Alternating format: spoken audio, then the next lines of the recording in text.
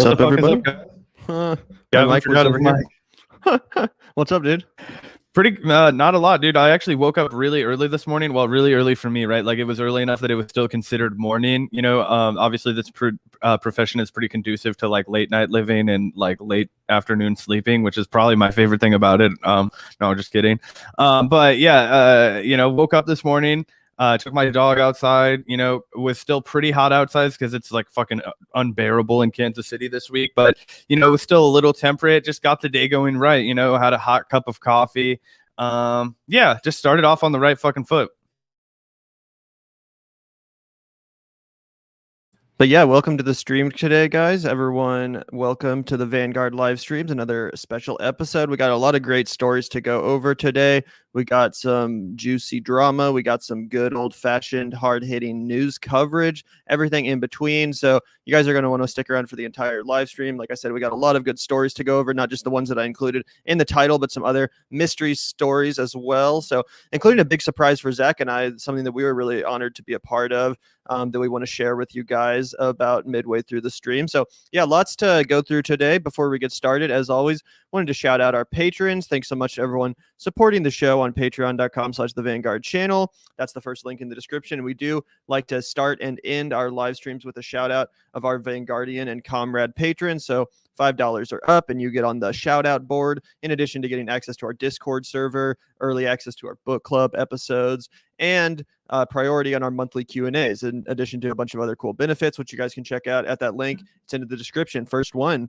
But yeah, we got a lot of good stuff to go over today. Got a lot of good things to talk about. Is there anything you wanted to get started with in particular, Zach? Well, just because I feel for the guy when it comes to this, because if Chris Hedges ever reacted to me and my show and my existence in this way, I would be traumatized. I would be really hurt. And that, who's to say that someday he won't, right? So for as far as I know, I'm Switzerland on this issue, because I might someday find myself on the same side of Chris Hedges. We do get kind of goofy and silly on our show. He seems like a serious guy, though, that I admire tremendously. But yeah, for anybody who didn't catch so from the title, one of the quick clips that's been released from the Bad Faith Patreon only interview with Chris Hedges. Gavin and I are patron members for Bad Faith. We think that everybody else should be too. It's a great podcast. Briahna does a great job. But we are just reacting to this little quick segment that's public because Chris Hedges just really, I mean, he just gives just a doesn't even care about Hasan at all. Just thinks he's a, you know, pretend bourgeois socialist, not an activist, which I think are fair criticisms for sure. But as far as he's concerned, this guy shouldn't even be on his radar, which I just thought was fucking cold and something we should react to. Yeah, exactly. So before we get started on that, I wanted to quickly show you guys the tweet from Briahna Joy Gray. She's announcing the 10th or 100th episode actually of Bad Faith podcast. So that's pretty exciting. Like Zach said, we're subscribers on Patreon. And if you guys want to actually watch this whole episode, you guys should be as well. That's how you can unlock it. We're just going to play this quick clip that she already uploaded publicly to Twitter. But yeah, I'm really excited to hear the full episode. I'll probably do that later today. But yeah, episode 100, knocked down the house, Anabi. That's pretty funny. Pulitzer Prize winning journalist and theologian Chris Hedges and Marxist economist Professor Wolf parse what's legitimate from what's silly about lefty infighting and chart a course for solidarity. So obviously that's a pretty dynamic duo in Professor Wolf and Professor Chris Hedges. I mean, what a crazy duo, honestly. Everything Gavin and I would ever want to be. Exactly, yeah. And of course, we've had Professor Wolf on the Vanguard, had a great conversation with Richard Wolff. You guys can check that interview out. And we'd love to talk to Chris Hedges, something we have not been able to make happen yet. And maybe this clip would give us some context as to why, because it doesn't seem like he has a terribly high opinion of the commentator class of socialists or leftists or whatever. But yeah, let's take a look at this and react. I thought this was definitely pretty funny and some good context, some good framing from Briahna as well. So yeah, check this out. Half the left thinks that you shouldn't talk about third parties. Half the left literally calls the other half the dumb left for articulating any value or interest in third party candidacies. Half the left thinks that the other half of the left is monstrous villains who attack women of color for critiquing the efficacy of squad members. Right? One might call them the institutional left, is doing the work, I would argue, of backing people away from exactly those strategies that would create fear that is useful for us. And they're doing it under the cover of saying, well, we have all of these team players on the inside, we have to protect them now. The House discourse is silly, but when people say, okay, well, my critique of Hasan Piker, and this is a critique that I've seen that I'm articulating, I'm not, staking a claim here, but that, because he is opposed to third parties, because he, generally speaking, is, defensive of the squad members, because he wasn't supportive of efforts like Force the Vote, that is part of why we're frustrated that he has been able to earn so much money and buy this house, let's say. And that the people who are doing the best in the left ecosystem are the people, not frankly Jimmy Dore, he's an outlier there, I'd say, but are the people who have kind of closed ranks around lefty institutional actors, perhaps for access reasons, perhaps who knows why. It could be sincere sympathies. But that's part of what's motivating, I think, this fracture. It's not all superficial. When I went to seminary, I went to Harvard Divinity School. I lived in Roxbury, and I commuted into Cambridge every day. And that's where I say I learned to hate liberals. All these people sitting around talking about empowering people they never met. They were flying off to Nicaragua to pick coffee a week with the Sandinistas and coming back and talking about it for the rest of the semester. Those are the kind of activists you're speaking about, boutique activists who have traditionally been and remain utterly irrelevant, not important, and not worth your time or your energy even responding to.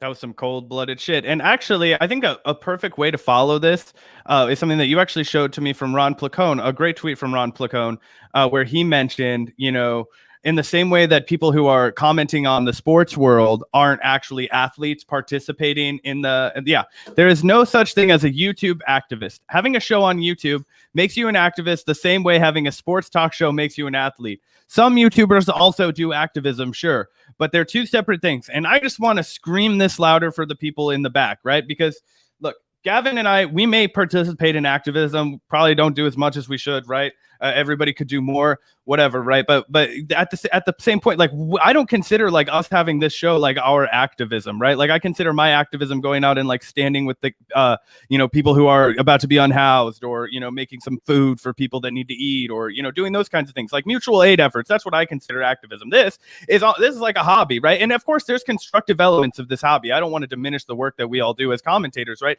It provides access to information, distillation of events, helps people parse through complicated political issues and philosophy through an entertaining lens. But let's understand what it is, right? And I think Ron Placone, who's a comedian that also does a lot of political commentary, he's right on the money there. And let's not shame either of these things, right? Like I'm not here to, finger wag about the commentary space. Obviously I'm in it. I wouldn't fucking do that. But I think that they can be separate. And I think that the sports commentator to the athlete, is really relevant. Like, and to be fair, right? Who is one of the best fucking commentators in the UFC right now, right? Daniel Cormier, two-time world champion in the UFC, right? Who in boxing is among the best commentators, right? Terrence Crawford, right? So so we know that. Yeah, well, just like how one of the best commentators in this space is Briahna Joy Gray, and of course she's had a lot of experience on the inside of the political world, having not technically been a politician, but acting as the press secretary for Bernie Sanders in 2020 definitely gave her some really unique insights that I think people like you and myself may not have been privy to. So I think that certainly applies too. But Ron Placone's point still stands that these things, they're two separate things. You can be both, but they are two separate things. And this is an interesting clip from Chris Hedges. He basically, says in this clip, and I haven't seen the full interview, so maybe this conversation continues, but he basically says that Hasan's, not even worth responding to. People like Hasan Piker, they're boutique activists. They've traditionally been and remain utterly irrelevant. And that's definitely an interesting perspective. However, I don't necessarily agree that it is true that someone like Hasan is utterly irrelevant. I mean, maybe to academics and, people like Chris Hedges, perhaps, but it doesn't really seem like, in the mainstream, these kind of people are irrelevant. It seems like, when it comes to thought leaders online, when it comes to commentators and people that are giving their opinions on politics, whether it's for good or for bad, these people are actually some of the most relevant. So I don't actually know if I agree that they're not worth responding to, although I certainly understand where Hedges is coming from. Right. Yeah. And that's kind of where we diverge, right? Because literally for a Harvard seminarian, a guy who's as well read, as well traveled, as fucking articulate, and with the platform that Chris Hedges has, of course, it's probably not worth his time to fucking talk about Hasan Piker or whatever, right? That makes complete sense to me. However, I do think that he fulfills the role that we were giving him credit for the other day, which is the fact that he's reaching people and giving them an entry point into leftist politics for people who wouldn't have, sought out leftist politics to begin with. You know what I mean? And in the same way I talk about a guy like Russell Brand being a really important figure in Britain, that I wish we would have more of an American actor that would take that role here and really articulate these ideas. And obviously I think that Russell Brand's a lot more serious and in-depth in his kind of leftism than you could maybe say about a guy like Hasan Piker, but he's still does that good job of shuffling people over for the first time, like being an entry point, in the same way that I think a lot of libertarian politics bring people to the left, because that anti-authoritarian sentiment is really strong in America. It's one of the few things that we actually teach people to accept about themselves. And when people kind of cross over and they're like, oh, like a corporate authoritarianism is also bad. And that's when you move from being a libertarian to like a leftist, right?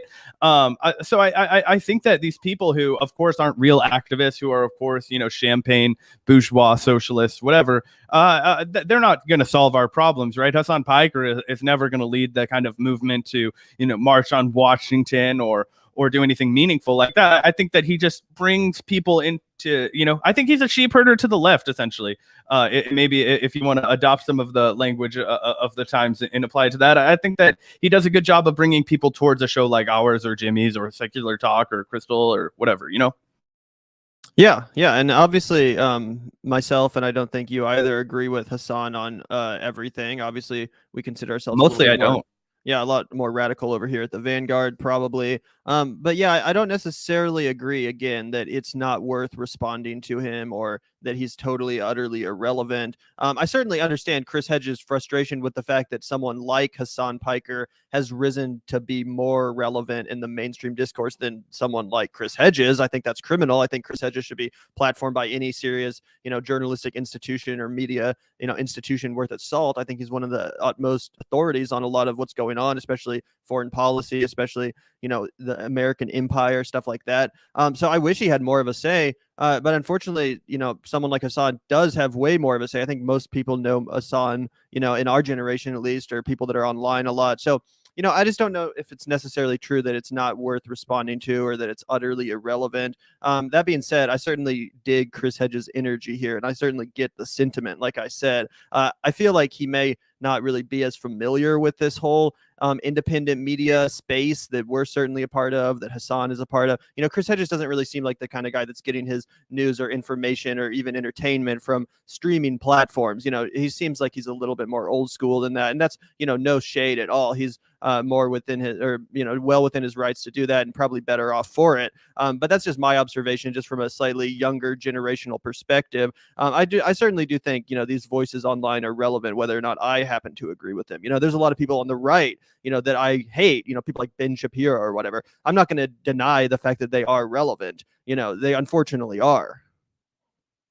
Yeah, for sure. And a lot of people in the comment section are pointing out that, like Hasan's not a real progressive, or that he doesn't have the same politics that we do. Like, I think that's obvious to anybody that's ever listened to the guy talk about politics. They're dramatically different than ours. What I think that he operates as is a starting point for people who would never, ever, ever watch politics, but they will watch Hasan Piker talk about like this one piece of, popular culture news. And then they start watching Hasan a little bit. And then, okay, he talks a little bit more about the news. And then, you kind of are like, oh, he's a little inconsistent maybe with his values. Let me look for somebody else over here that's a little bit, more consistent, maybe more, whatever. That's how I see him as a facilitator. I don't see that as a problem, right? In the same way that, like, I don't see most commentators that are just neutral people, or even if I fucking think they say cringy shit, right? Like, I don't necessarily have a beef with Joe Rogan. Like, I think it's absurd how much Spotify paid him. I think it's completely whack that he sold out when he had no reason to, all that kind of stuff. But again, it's like, when people call him like a sheepdog for the alt-right or whatever the fuck, like, I don't think that's necessarily true either. So I don't know. I feel like Hasan operates obviously to the left of a guy like Joe Rogan, but he's at that mammoth size where, particularly for people in Gavin and I's generation, like basically everyone knows who Hasan is. That's like online, right? Like he's a well-known quantity, and so I think it's better to have him, talking about those leftist ideas and espousing them as a popular and good thing, as opposed to him shitting all over it. Yeah, I pretty much agree with that for sure. But yeah, I'm super excited to check out the rest of this interview. I really want to know what else Chris Hedges has to offer. And also Richard Wolff, who's apparently on this episode too. I'm not sure if him and Chris are in the same, in the same Zoom chat together or if it's one after another. Either way, super exciting stuff. And obviously congratulations to Briahna Joy Gray over at Bad Faith for getting this set up. Super cool 100th episode. And I'm glad to see that Bad Faith is still going strong, even amidst some turmoil that I think we're all aware of that's gone down. But yeah, good stuff from Bad Faith. Thanks so much, J. Neil Calloway, for the $2 super chat. Kitty's name is Sally.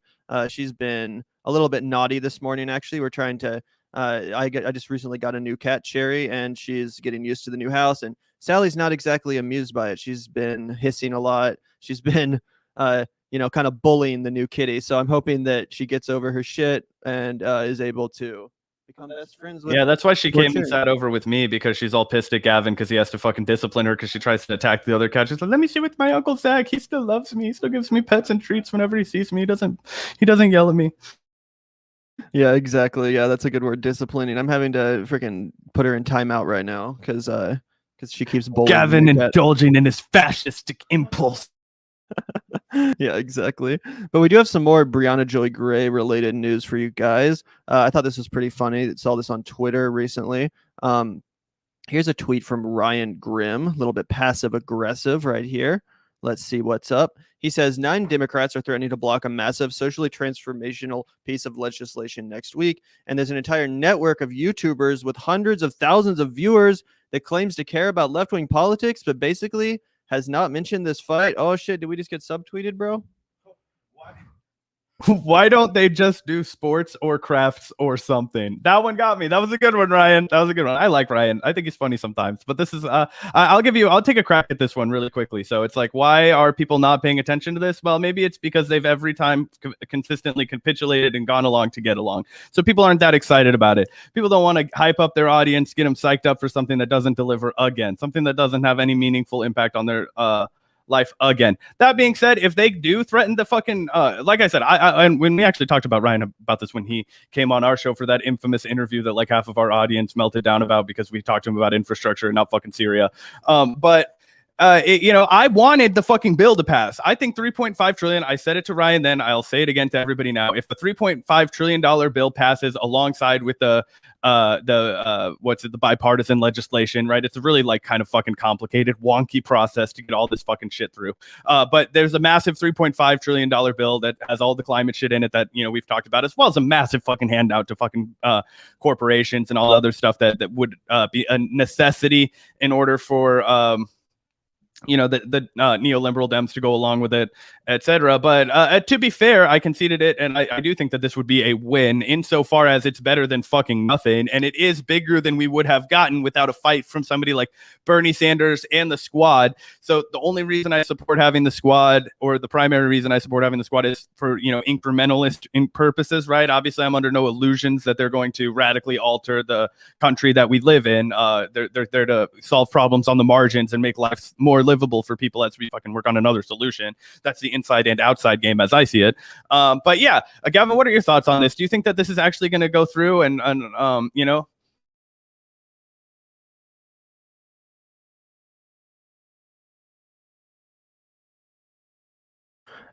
Anyway, sorry, we're having a minor audio issue, but it's all good, guys. Nothing to worry about. But it should be fine. It should be fine. Anyway, yeah, so back to this tweet from Ryan Grimm. I guess I maybe kind of a little bit do understand his frustration here, because you're right. And we'll admit it. We haven't talked about this as much as we should have. And probably other people in this space maybe could have spent some more time giving credit where it's due here, because it does seem like the Squad and 9 Democrats, as he said, are actually trying to, use their leverage here to make sure that the Infrastructure for the People Act actually passes, not just the 1 trillion, but the 3 trillion. So that's definitely a good thing. And if they succeed, we'll definitely give them credit. So yeah, sure. Maybe we could have talked about it more, but I think that Briahna Joy Gray comes in with a really good point here and says, I've talked about it more than once on Bad Faith Pod, and I'm listening to the edit for tomorrow's premium episode with Chris Hedges and Professor Wolf, and it comes up again. Sounds like you're just listening to the wrong podcast. So I think that's a totally valid point from Briahna Joy Gray, who of course often gets, lumped in by the Ryan Grimms of the Twitter world, along with, Jimmy Dore and the Vanguard and all of, the dumb leftists, so to speak. So she's making a good point that it's like, well, yeah, exactly. She's making the good point. It's like, well, we actually are focusing on substance. You're just not looking for it. If you actually listen to our shows, then maybe you would hear it. And I think that's pretty accurate. So yeah, good on Briahna Joy Gray for pointing that out. Ryan Grimm responds, I think of you as more of a podcaster than a YouTuber. You've definitely done good stuff on it. Wish more would have. OTOH, maybe it passes easier if nobody notices it. So that's pretty funny. I thought it was interesting how he says, he says, I see you as more of a podcaster than a YouTuber. So, I guess she wasn't, included in this original statement. He's just talking about people like us, not professionals like Briahna Joy Gray who are podcasters. No, he's talking about the YouTubers. He's talking about the Vanguard. You know what I'm saying? So I just thought that was pretty funny. For sure. Yeah. And also funny that I believe this is a tweet about the infrastructure bill, which we did speak about with Ryan Grimm himself on our podcast, and have been following it. So anyway. Yeah, exactly. And yeah, we do talk substance here at the Vanguard, and I think most of our lefty contemporaries do too. It's definitely hard to succeed with the YouTube algorithm and in this space in general without sometimes embracing, some clickbaity elements and all that stuff. I'm sure you guys have figured that out if you've been watching our show for a while. But I think it's unfair to say that this sphere of the leftist independent media scene is somehow not focused on substance, or we're not giving credits where it's due. That's not true. I think there's a lot more nuance found here, a lot more substance than given credit for. And I do think it comes off as kind of condescending for Ryan to tweet this as if we're talking about politics for your fucking living isn't already enough. Like, that's a lot more than your average person does. That's a lot more in depth. Why don't you just do sports or crafts or something, Gavin? You fucking plebeian. Shut the fuck up. This is for serious report. Oh wait, I thought we were supposed to talk about this. Wait, I can't fucking make up my mind. Yeah, exactly. So, in my opinion, it's like, if you're concerned about politics at all, if you're on the left and you're making it your fucking purpose in life to comment on and promote these ideas, then in my opinion, you're doing enough for the cause. Like I said, probably like 90% more than your average Joe who's just totally unaware of, what's, you know what I'm saying? So anyway. I mean, I agree with that, but I also do understand the criticism and pushback where it's like, this isn't activism. And, I think we are all responsible for participating in our share of activism as well. I mean, weren't we just talking about how YouTubers and activists aren't necessarily the same? No, but if you're going to implore other people to go out and do activism, I think the onus is on you to also do activism. Wait, what does activism have to specifically do with this tweet, which is about giving credit to House Democrats? Didn't you just say, you're already doing more than 90% of the people if you're talking about this? And I said, I imagine that there is going to be pushback saying that, we just talked about how this isn't activism. And I was saying that you can also, that's all I'm saying. I'm articulating the fact that, yes, this is more than most people are doing. But I do think that if you're doing this for a living, people can be a little bit more prickly with you if you're spending your whole life making a living saying, hey, you should go out and do activism. We should go out and do activism. And then you're not also participating in activism. Like, I can understand how that's, glass houses and throwing stones. Well, I'm not even talking about activism. I'm just talking about the substance of politics. And I do think it's accurate to say that if you spend your career talking about leftist politics for a living, then you're a lot more plugged in than your average person. And that it's kind of ridiculous to be like, well, you're not talking about this specific arena of leftist politics enough, so therefore it's invalid. I don't think that's true. When again, about politics, pretty much anything when it comes to leftist politics, and they're going to glaze over. I'm sorry, that's just simply true. Most people don't give a shit. They're not paying attention to this stuff. So I do think it's a little ridiculous to point the finger at the small group of people that actually are paying attention and still try to, gotcha, you're not talking about the right thing enough. That's all I'm saying. No, I definitely hear where you're coming from. And I also feel like it does come across as a little elitist to be like, why don't you guys just play wiffle ball or something and let the pros handle this shit? You know what I mean? Yeah. And again, I mean, like you take any of our shows, whether it's the Vanguard or Fred Hampton Left, I think it really is fair to say that we're having very substantive issues-based conversations on a daily basis, talking about capitalism, talking about electoral politics versus mutual aid. These are serious, substantive conversations, and I just don't love the way it comes off to point the finger at us and be like, why aren't you talking about my beat enough, for example? So it is what it is. No, I agree with the point that you're making there for sure.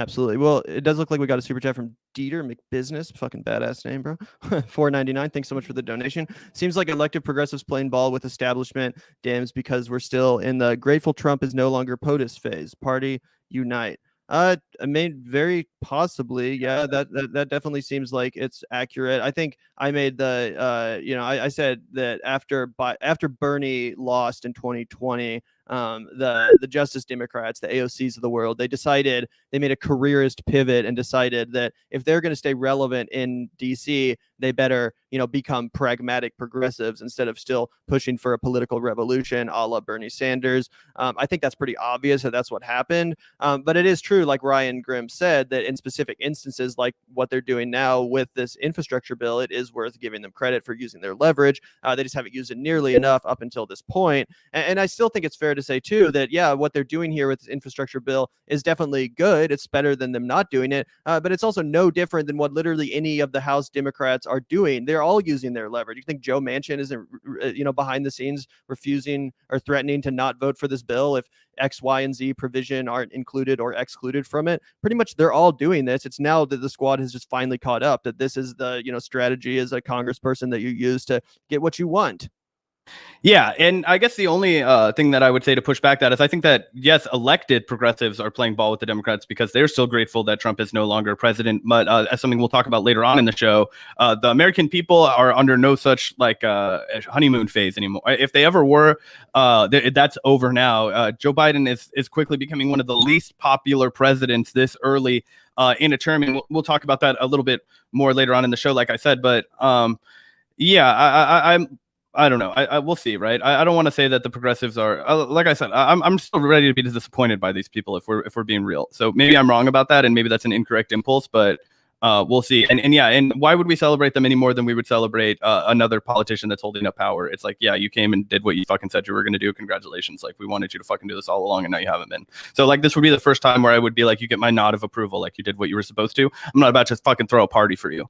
Yeah, exactly. It's not like they're embracing revolutionary tactics all of a sudden. It's that they're just embracing effective ones, like the bare minimum of effective electoralism is what's going on. And they're actually realizing that, oh, yeah, if we threaten to withhold our votes, then we can maybe get some concession. So, yeah, a little bit late to the party, but certainly credit where it's due. So, yeah, I think that's a good transition, though, into something you just brought up, Zach, that I want to talk about as well, which is this Biden approval rating. Let's take a look at this piece over here. Let's see. Biden's job ratings decline amid COVID surge. Afghanistan withdrawal in NBC News poll. I think he's now below 50% for the first time.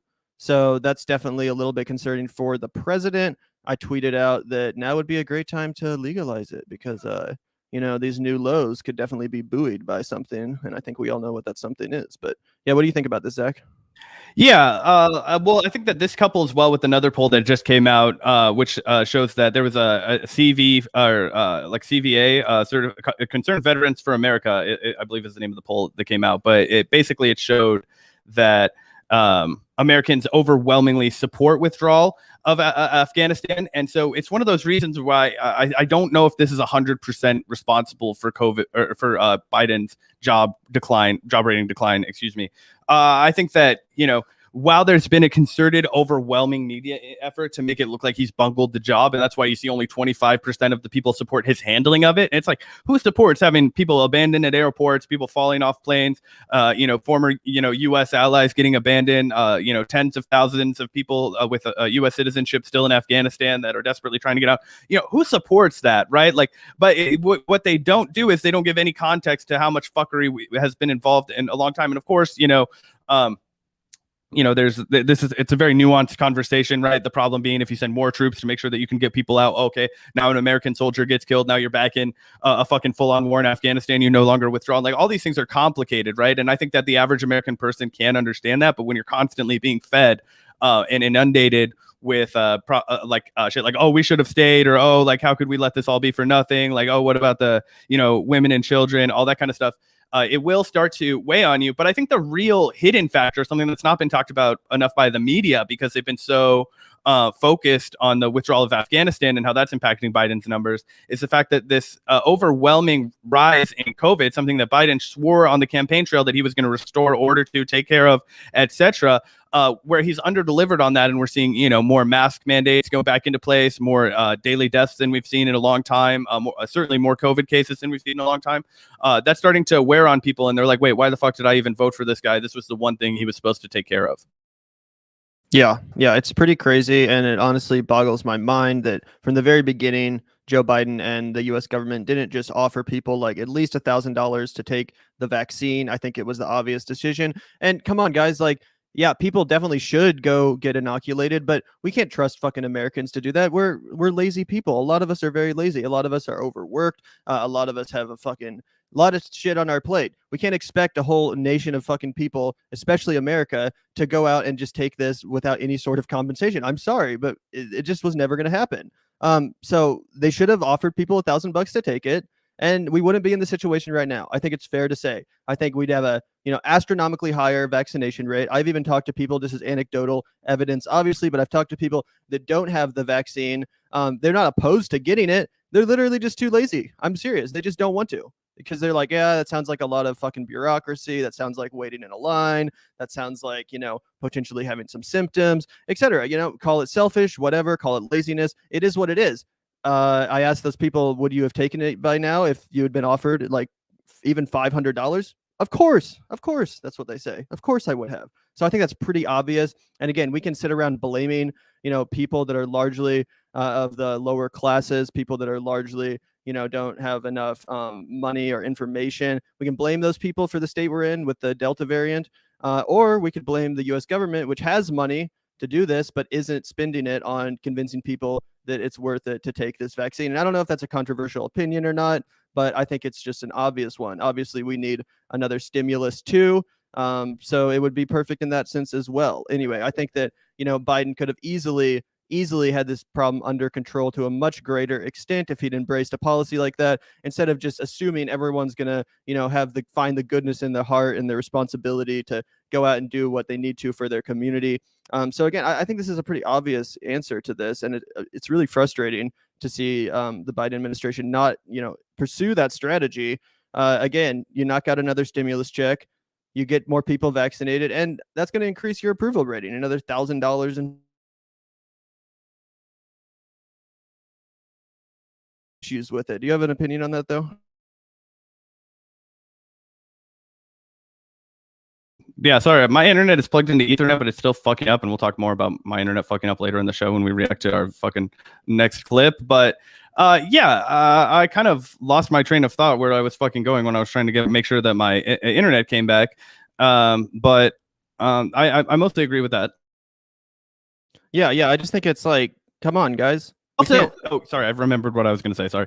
Jesse Ventura was talking about this not that long ago, right? And look, obviously there's going to be the pushback from some people who are like, oh, now only the fucking, poor people have to get vaccinated. Like Gavin and I aren't vaccine skeptics, so sorry, you've come to the wrong channel. But I also think that you're right in the sense that Americans might be lazy, but I think that a lot of it is the overworked element, right? And a lot of the fact is that when Americans have free time, we want to just do exactly whatever it is that is on our mind and on our agenda. So incentivizing that behavior like we would anything else, going to the fucking DMV or whatever, takes me 6 months because I just don't want to fucking do it. And if my girlfriend hadn't goddamn dragged me to get my fucking vaccine, I don't know how long it would have taken me to get mine either. I just don't like doing that kind of shit, right? And of course, you have, community responsibility. It's something that if you're, really steeped in this kind of shit, you might feel. But the average person, I mean, I'm sorry, but this is the reality of this socioeconomic world we live in America is that it really forces people to just kind of look out for themselves and maybe their immediate social circle, because we're constantly cash strapped and constantly being preyed upon by fucking people who want our money if you're in the lower class, which is why it is odious, like you said, Gavin, when people like Lieutenant Governor of Texas are out saying oh, it's poor black people that aren't getting the vaccine, and those people vote Democrats. It's the Democrats that don't want you to have the vaccine, and whatever. That was a real ass quote. You guys can look it up. I don't forget what that fucker's name is. Yeah, exactly. And I mostly say lazy just because I think that describes me. Like, I fucking put off responding to emails. Like, I certainly can understand people's laziness. I'm not throwing shade. I think that's just an accurate description of the human condition that applies to like 50% of the population or more. That being said, yeah, I think this is a whole ridiculous situation that could have been taken care of so much easier. I don't really understand why it wasn't embraced from the beginning, especially because we have all these states doing like these vaccine lotteries. Like, even in Missouri, I think you can apply to get like $10,000 like if you get the vaccine or whatever, but again, it's a lottery, so it's like you have a chance, which to me is more insulting than anything. It's like, instead of just paying people, they're like, oh, you can enter in this competition, have a 1 in a million chance of becoming rich by taking the vaccine. Like, just fucking pay people to take it and we wouldn't be in this issue anymore. We wouldn't have this fucking problem anymore. So again, I blame the government on this one. I do not blame the people of this country at all. Again, I don't think you can just assume that human beings, especially American human beings, are going to just find the time and the goodness in their hearts to go do something like this without a little bit of incentive. I just think that's how it is, and that's from experience that I've seen for sure. So we'll see what happens. I definitely think it's accurate to say, though, that regardless of the Afghanistan pullout, which I think will largely be, I don't think that'll be a determinative issue at all come 2024. I don't think that people will really care much about it. If anything, it could help Biden, because in the event that Trump is running against Biden, Biden can turn around and say, I did what you said you were going to do. You talked about this for 4 years and I fucking did it, regardless of how much the media came after me. I stood up to the establishment like you said you were going to, you fucking fraud. That's what I would do if I were Joe Biden. So if anything, I'd give him a leg up in the general election. And people have quick memories, especially when it comes to foreign policy. When the media stops talking about this, unfortunately, a lot of people are just going to totally forget. We were just talking about that happening with Haiti. Everyone was talking about Haiti when their president got assassinated, and now no one gives a shit. Unfortunately, there was an earthquake and a tropical storm, massive flooding, just devastating the island. Exactly. And those are things we should all be talking about. Those things we are talking about at the Vanguard. But unfortunately, people have very short attention spans and very short memories, and that's that's really fueled by the news cycle. They're constantly throwing new information at you. There's always a story more depressing than the next one, or more cataclysmic than the next one, to keep your mind frayed. So I'm not trying to shit on people, but I do think it's the case that people are going to forget this episode and move on. That by the time Biden's up for re-election, there's going to be so many bigger issues to worry about. And I think it's also fair to say that, yeah, this COVID shit is probably impacting his approval rating, probably more so than the Afghanistan withdrawal. I think people are they felt like they had a taste of their freedom back. And then all of a sudden, here's this Delta variant shit. It's like it looked like we were on the up and up. It looked like we were going to get a return to normal, so to speak. That was Biden's message. And it seemed like he was delivering on it for a while. But now everything is kind of, up in the air again. We're not sure. Our lockdown's going to come back. We all have to put our fucking masks back on. I know no one is amused about that.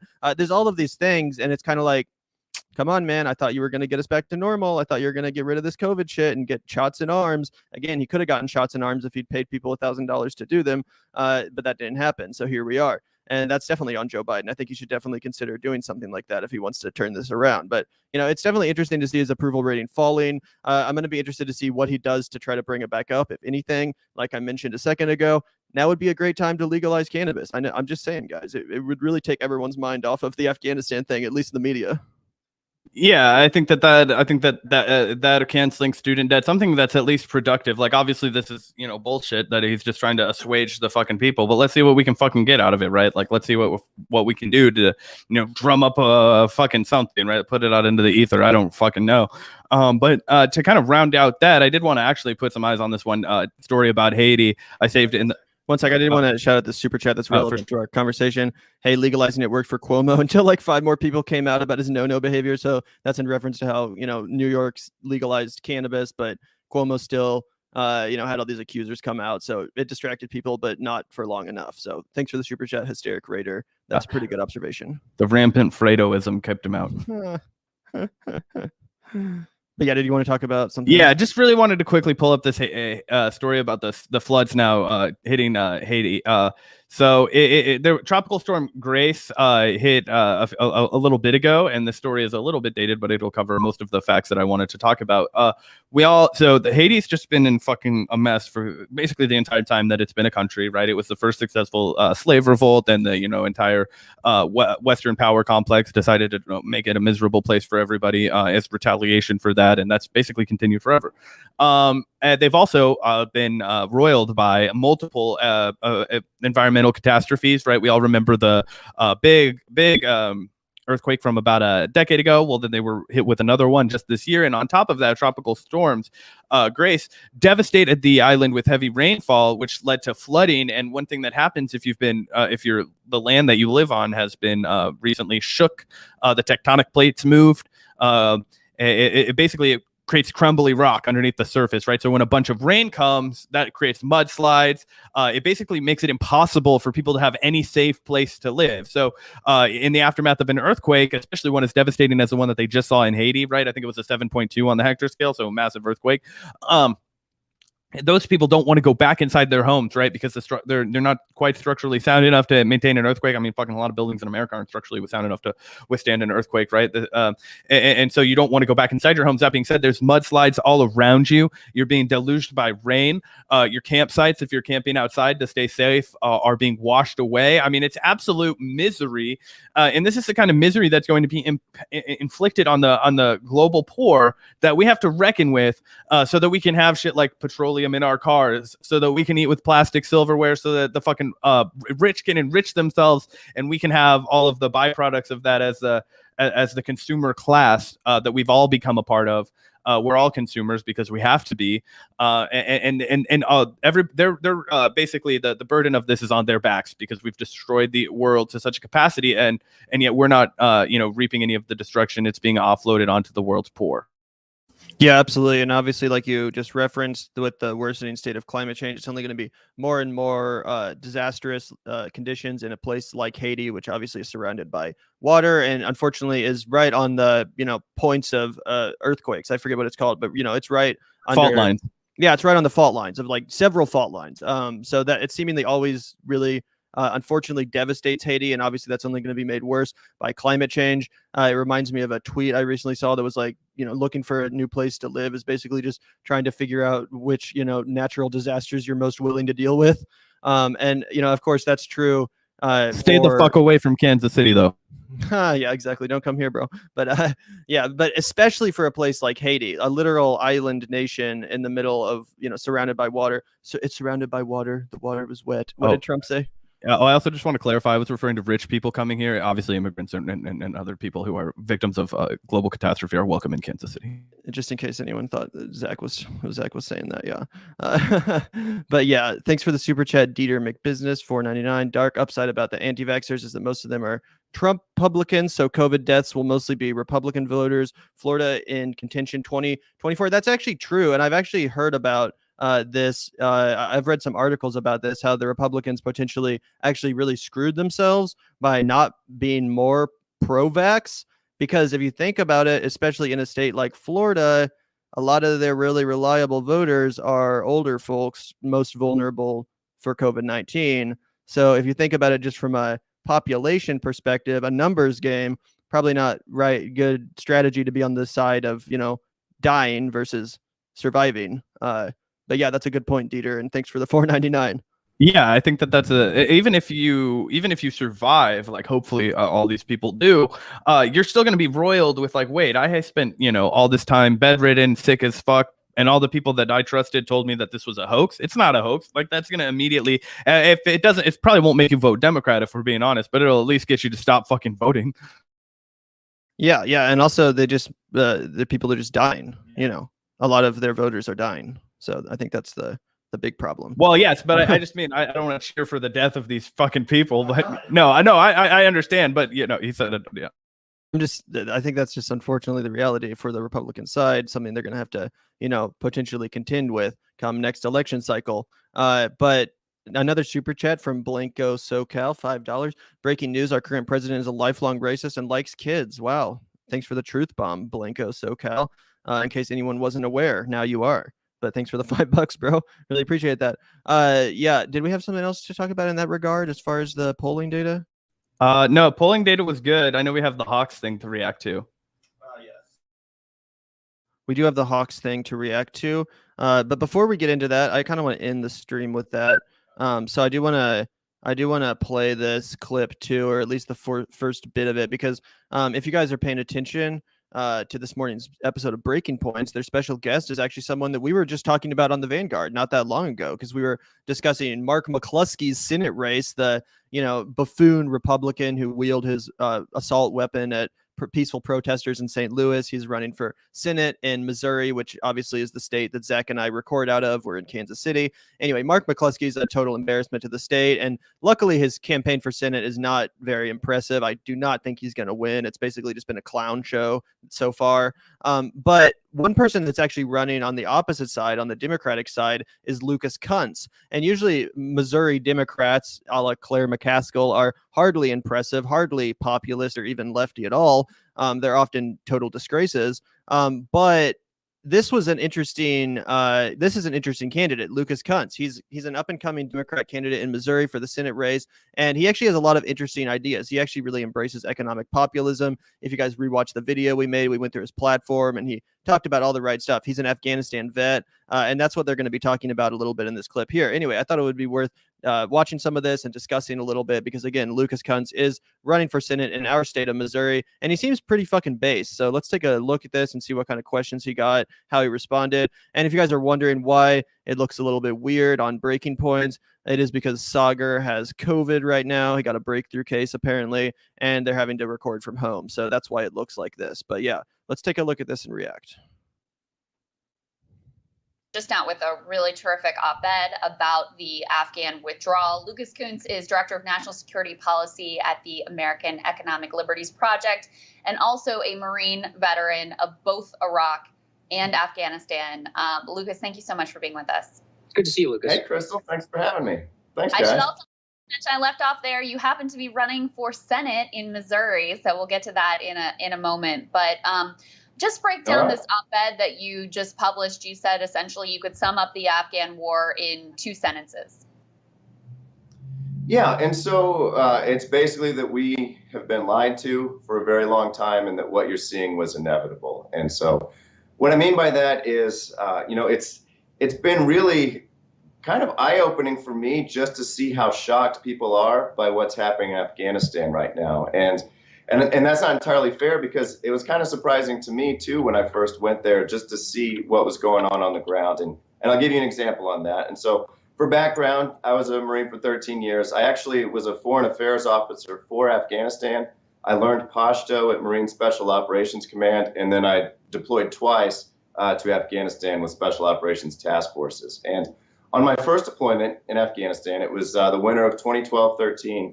I went to the Herat City Penitentiary, and my job was to talk to some Taliban folks who were there, which is what I did. And I still remember the first Taliban guy I talked to. I asked him the first question. I said, sir, do you know why you're here? And he looks me straight in the eyes and he says, yes, because I was trying to kill you. And I said, well, yeah, I mean, that's pretty much it. Not me specifically, but Americans. And then I said, so what do you think? Where do you think this goes from here? And he says, well, either you guys let me out and I keep trying to kill you until you're gone, or you keep me in here and then eventually you're gone and then I'm out and it's our country, and that's what's going to happen. And I can tell you, after interviewing the Taliban and then overseeing 6,000 Afghan local police, kind of like their logistics and stuff, talking to local Afghans in their language, talking to Afghan security forces in their language, he was right. They were the most motivated and intense people I ever met. It's exactly what they intended to do. They were in it for the long haul, no matter what. And what you're seeing right now is the result of the Taliban getting to train and practice against the greatest fighting force in the entire world for 20 years. And if you want to be the best, you train against the best, right? Whether it's chess, football, running, whatever. And they train against us for 20 years, and they are so much stronger and more powerful and put together than they were in 2002 or 2003. And so for me, it's like the real deal here is this was all covered up. No one knew about it. The media didn't pay attention to it. Our politicians were willing to just ignore that all this money and time we spent there was going to nothing except making the Taliban stronger and the inevitability that we're seeing right now. So yeah, I thought that was a great answer from Lucas Kunce. Sorry, guys, I mispronounced his name. But yeah, Lucas Kunce gave a great answer there about Afghanistan and basically just made the point really eloquently and based on his own experience that, yeah, the Afghanistan war made the Taliban stronger. They're in a stronger, better place than they were 20 years ago. And now they have a shit ton of free weapons and jeeps and fucking all kinds of crazy stuff that we left for them. So yeah, this is a totally a racket on the part of the military industrial complex that really only strengthened the Taliban at the end of the day. Yeah, he said something that actually recalled something that Major Surson told us. We interviewed Major Surson the other day. I highly recommend anybody check out our interview on the withdrawal of Afghanistan. But he said one of the things that he used to ask people in his, battalion when he was in I don't know, whatever the fuck it's called, the people he was with in the military, and he would be like, what do you guys think would happen if the Taliban tried to invade Texas, right? Or if Afghanistan had tried to invade Texas, and they would all be like, whoa. I wish the Taliban would try and invade Texas, right? This sort of like, haughty attitude, but it's true, right? Everybody people would die on that fucking land in Texas to defend it, right? And that's what the fuck we did to these people in Afghanistan. We said, are you going to fucking die here or make us get out? And it's so, that response is so American. It's so baffling to me that more people don't understand it, and I think they will if you put it in those terms. That idea that you're going to get the fuck out of my plot of land, my backyard, this is where I raise my kids, and whatever, fuck, the Taliban's politics are way different than that. I'm talking about on a primal level, right? Obviously, I'm not a fucking simp for the Taliban. Let's get that out there. But what I'm saying is primal across all fucking people, right? Like they don't want to be occupied, right? They don't, and they will fucking die or kill you to get you out, and they will not fucking stop. And that's what we learned. These people did not fucking stop for 20 years. They were not going to give up the fight to stop being occupied. And there's something very maybe not even American, but just human about that we can all relate to, and know that we can't get in more of these goddamn wars, these occupations. It's absolutely never the correct decision to do so. And for people who are concerned with international human rights, there are a lot more ethical avenues for you to pursue.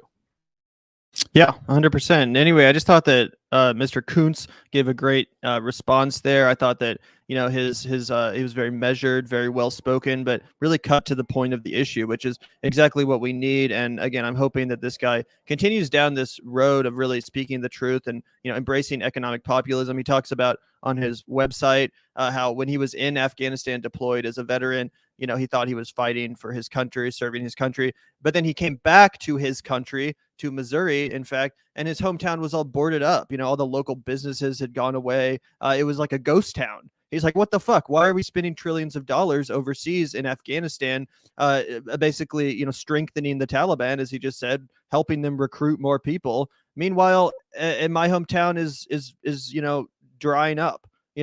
All the jobs have left. What the fuck is going on? There's clearly a conflict. There's clearly something going on with our priorities here. And I think that that's a really good message, one that we don't hear enough from any politicians in this country, regardless of Democrat, Republican, Independent, etc.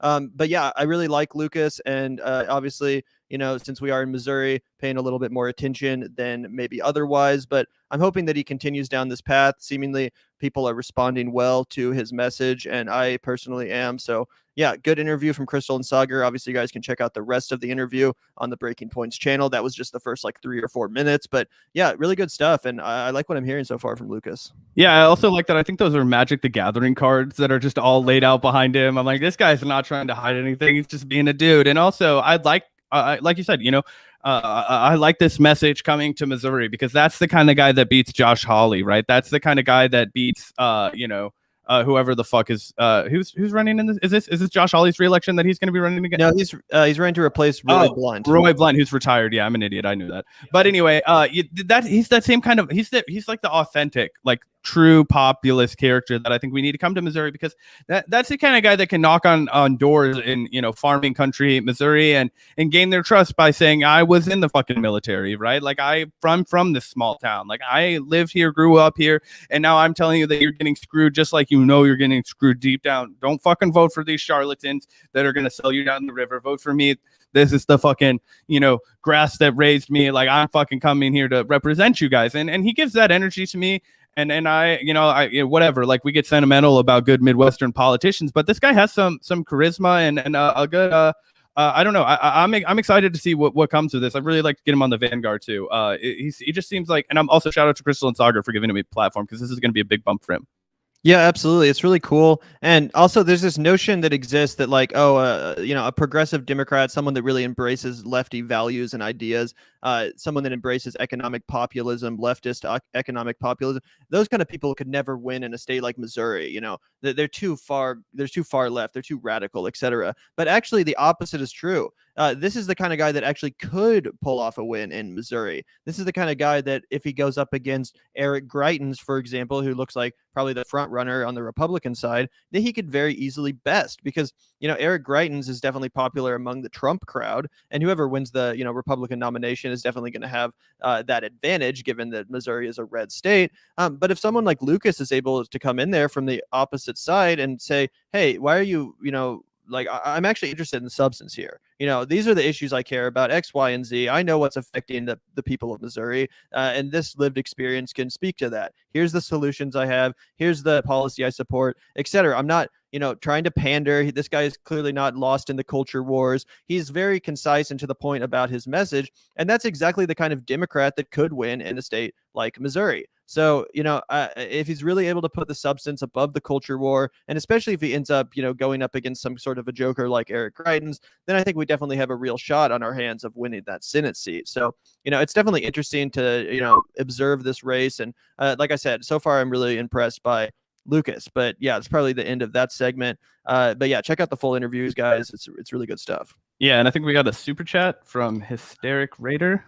The result was exactly what the Art of War predicted: overextended and hollowed out the state of resources. I mean, that was a lot of what happened with I think this is about the outsource or the resources that we spent overseas. I mean, that's 100% $2 trillion spent on the Afghanistan war. We were talking about going through the list of fucking things that we could have had, you know, had that not happened, right? Abolish consumer debt, give everybody health care, invest in our roads, get some trains that are fucking, invest in a, you know, transportation infrastructure that's not, you know, deeply rooted in fossil fuel burning, right? That kind of thing. All those things were things that would have been possible. You know, a Green New Deal, Medicare for all, whatever you want to call it. We needed all those things, and instead we destroyed the lives of countless Afghani people and American soldiers. So that was what we did instead. So yeah, that's you could argue that was the goal of the mission, you know, enrich people and hollow out American economy and make sure that we're always capable of outsourcing. You know, that's a big part of it, right? And one of the things, again, not to keep going back to this Danny Serson interview, but I thought it was a great one. But he even pointed out, he was like, this was basically on all levels a mission failure. Like, you'll hear people say, oh, we were in Afghanistan for resources, like those rich mineral resources. And he's like, oh, we wanted them, but we couldn't fucking get to them, man. Like, it was like there was no way to get those fucking resources out. So you know, on any level, like really the only people who succeeded were the military contractors, the people who make the 747s, the fucking Boeings, the, you know, all those fuckers. Those were the people that got rich.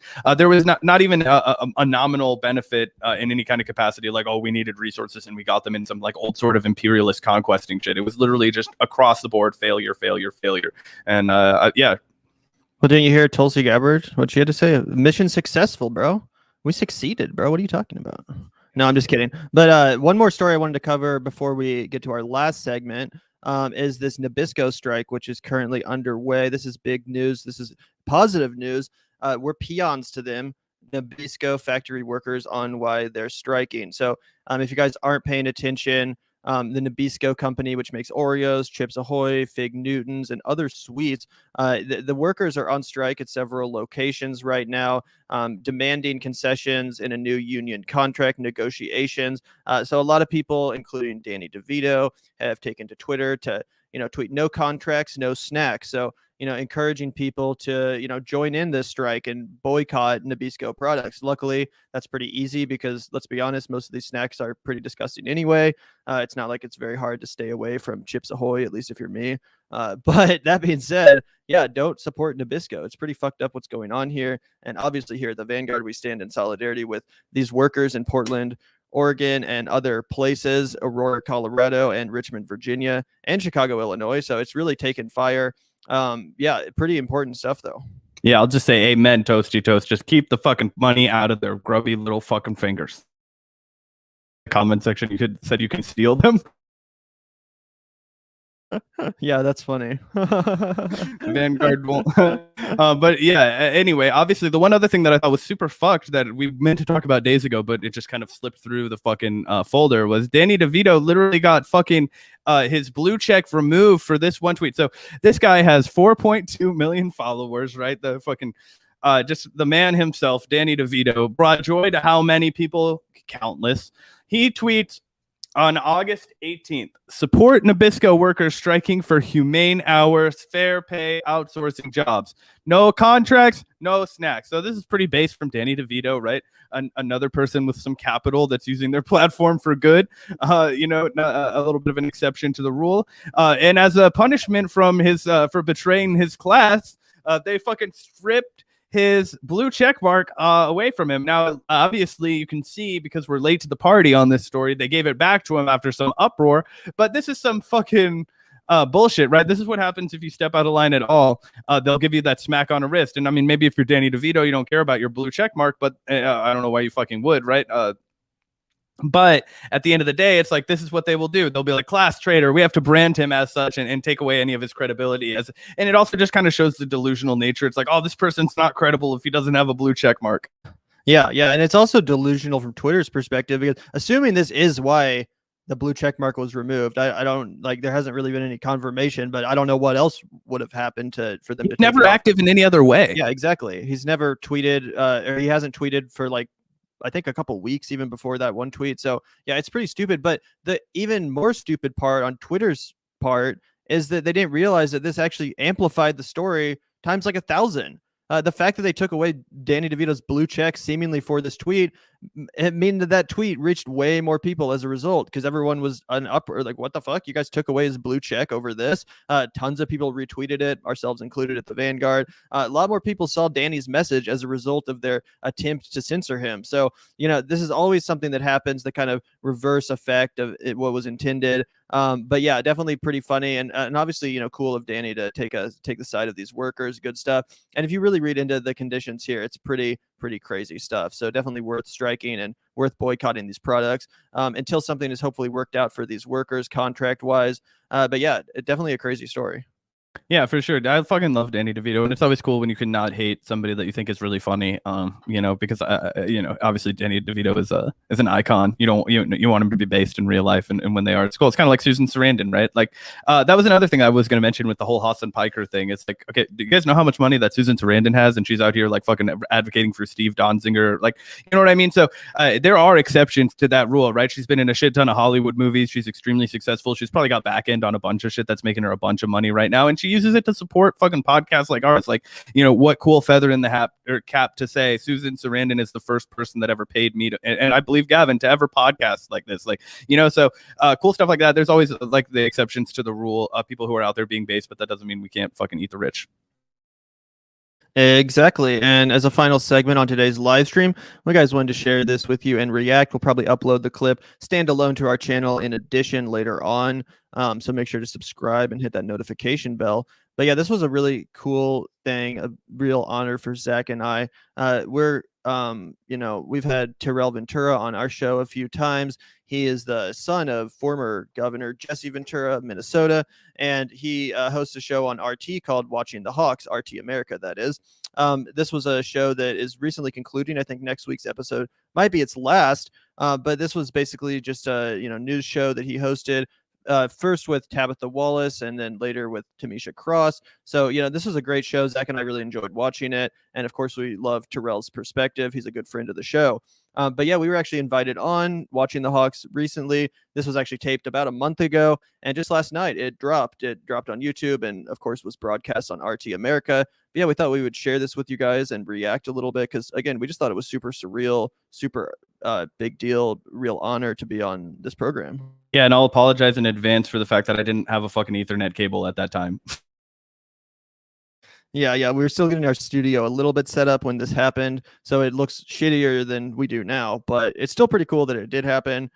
So yeah, check this out, guys. This is the part that we're in. Everybody watching the Hawks, I am Tyrell Ventura. And I'm Amisha Cross. And joining us now to discuss the rise of online news and its pundits are the hosts of the YouTube political commentary channel, The Vanguard, Gavin Miller-Broomfield and Zach Polston. Zac Gavin, thank you so much for joining us. Thanks for having us. So I got to ask, look, you are both young college-age kids. I say kids because I'm 41, going on 42, living in the middle of the United States, who are now spending a good portion of your time hosting the Vanguard on YouTube.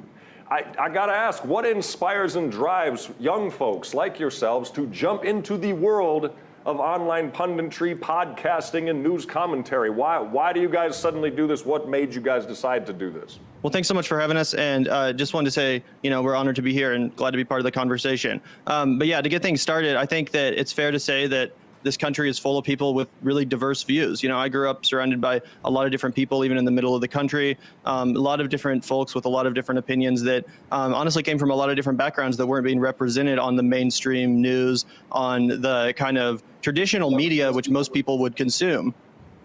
I think a show like ours and a show like many others online reflects that diversity. The internet has in many ways democratized the way we consume media and the way we create media. And it's allowed for many channels like ours at the Vanguard to really flourish under those conditions because, again, people want to see something new. They want to see their unorthodox viewpoints reflected in the media they watch, and they don't want it to be boring and monotone like so much of what is fed to us. Mm-hmm. Yeah, and I think if I could just pick up where Gavin left, the young people that are entering into this field, because old media doesn't exist to us. I can't tell you a single person who's 23 like me and Gavin that gets their news from MSNBC, CNN, Fox, insert legacy outlet. Everybody gets their news from either Twitter or YouTube, right? So why would you not go to where the people are? We had the privilege of talking to Pulitzer Prize winning journalist Glenn Greenwald on our show, and he basically spelled out that if nobody's reading your journalism, it doesn't matter. It's not making the change that you set out to do it. So instead of trying to moralize and preen to people, we've just kind of gotten into the mud, started having conversations that we think people actually want to have, and trying to frame it in a way that's exciting, that'll attract viewers. Fascinating. Yeah, and along those same lines, why do you believe so many news consumers are now going to these online platforms? You spoke about, the move of younger people being more interested in, or not even getting their news from these traditional media sources. I'd argue, as somebody who graduated college in 2009, the majority of people I went to school with wasn't getting them from those news sources then either. So why do you think now we've seen this explosion of YouTube and places like Spotify to fill news and commentary needs, and not just for young people? We're seeing people outside of the millennial and Gen Z group that are also getting their news from these sources. Well, quite simply, in my opinion, it would be the explosion of online culture. Everyone is online, and especially in the post-pandemic age, everyone has kind of been exploring the internet to some degree or another, I believe to be the case. And if you spend enough time on the internet, you'll quickly realize that it's not just these mainstream establishment news sources, which you have to rely on for your information. You can branch out. You can explore other corners of the information sphere and find hosts that are more in alignment with yourself and your views. Now, this has led to some problems, at least in this country, with the fracturing of different people's viewpoints and a polarization that we've seen. But ultimately, I think that that's a con you have to weigh with the pros, because I think it's better in the long run if everyone is listening to a media source that reflects their views, that people are getting news that they feel like reflects their beliefs, rather than everyone just getting their news from the same 3 channels or the same 1 channel, God forbid. I want to drop this in here. One of the most fascinating aspects, I think, of this kind of new wave of news and punditry online has been the introduction of direct fighting between online commentators and news jockeys. I mean, we've seen this play out over and over again since the early days. When I was on YouTube doing this job, you saw this play out. But most recently, we've seen it with like the Young Turks, Cenk Uygur and Jimmy Dore battling it out over social media. Are these kind of battles one of the reasons you think people are also flocking to these platforms? platforms not just to get news, but to be entertained by this kind of infighting and insult hurling? I mean, look, we don't see Wolf Blitzer dropping WWE-style promos and insults on Tucker Carlson on cable news, at least not yet. Do you believe that fighting and those personalities battling each other are another reason that people are flocking to these news sources? Absolutely, but I don't think it's all that much different than the modern political lexicon in the modern, global arena. Trump was very, and I'm sure you're aware of this, Tyrell. He was very influenced by professional wrestling lore, right? The idea of being the heel in politics, and I think that that created a seismic shift in American politics, right? When I was 18 and I was first covering politics in high school in a serious way during the Trump election, we were all obsessed with this turn in the way that his boorish, oafish behavior was actually, attracting a larger crowd. And I think that, people have seized upon the fact that if you want to reach people at all in this space, then you do kind of have to steep it in this infotainment, right? And Gavin and I are completely clear that that's what our channel represents, is infotainment. We're not Wankler Cronkite style reading the news. We're two dudes that are just kind of giving our opinions and providing our commentary and our perspective.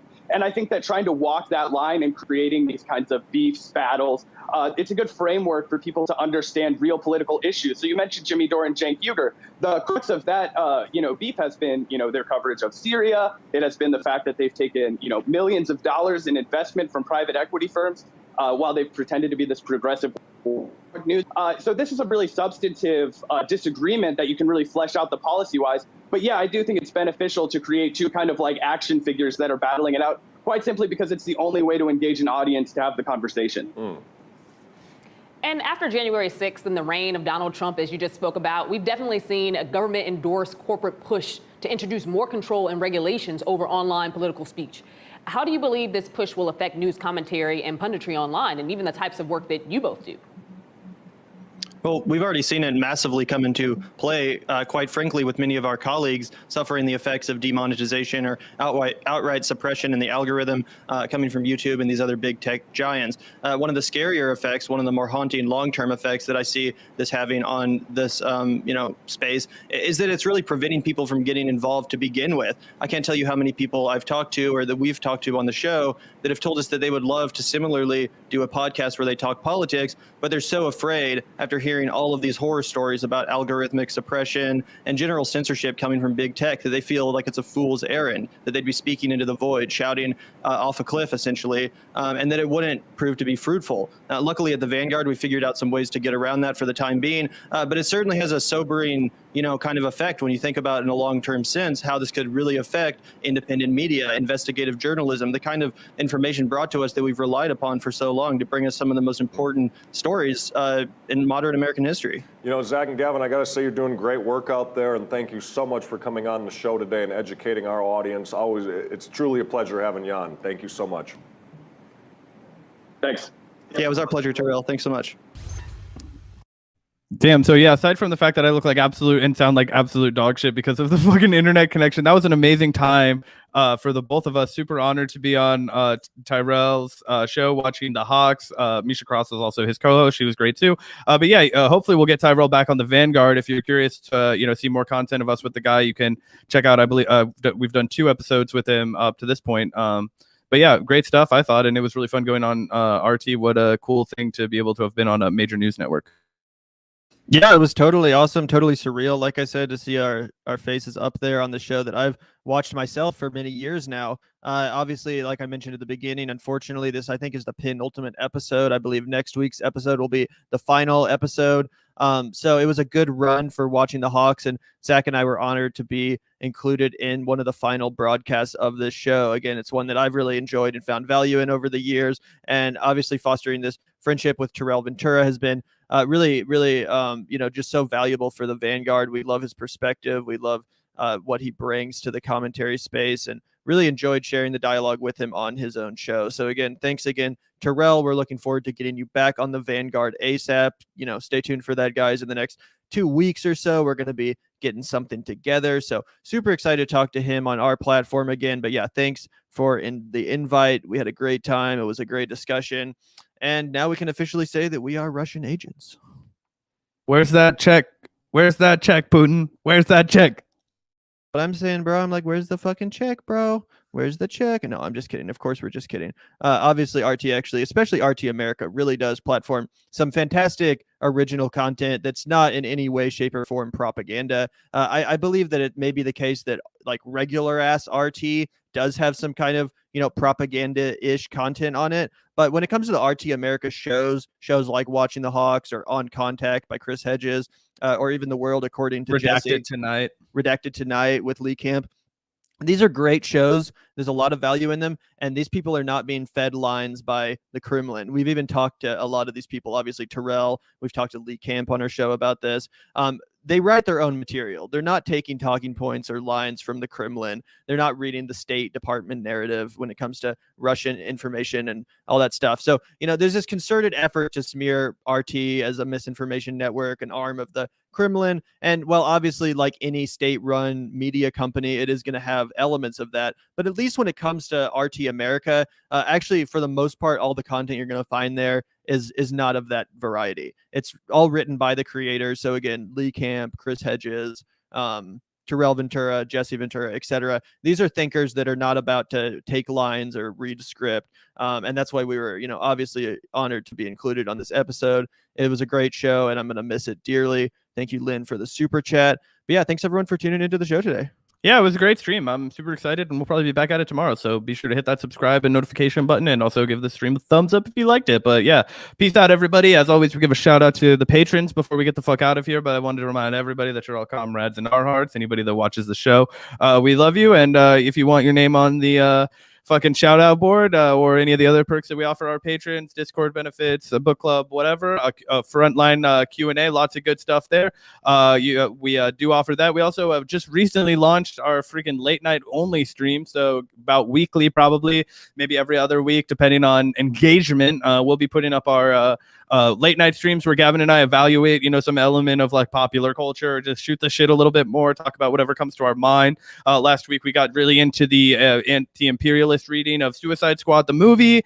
We also talked about death grips and, some anti-capitalist abrasive hip hop, that kind of shit. So, you can tune into that. Or if you're just looking for a way to plug out from politics all the time, it's a good way to, just fucking vibe. Gavin and I take it a lot more low key. We answer questions, that kind of shit. So yeah, that's available to our YouTube members after the live stream is over. It's stored in a little fucking thing that I don't understand, but you get access to it when you have a YouTube membership. Yeah, absolutely.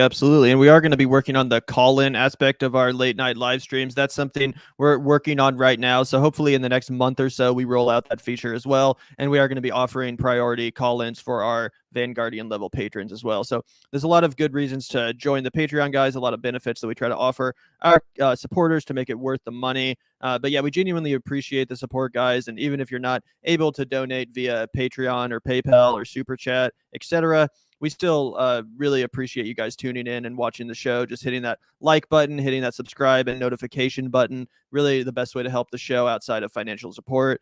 So thanks everyone for tuning in. Really appreciate it. Always so glad to see you guys in the live chat, participating along, commenting how much you fucking hate us. Really appreciate that. So no, I'm just kidding, guys. But I love you all, and everyone enjoy the rest of your Monday evening. Hope you enjoyed the live stream, and we'll see you tomorrow.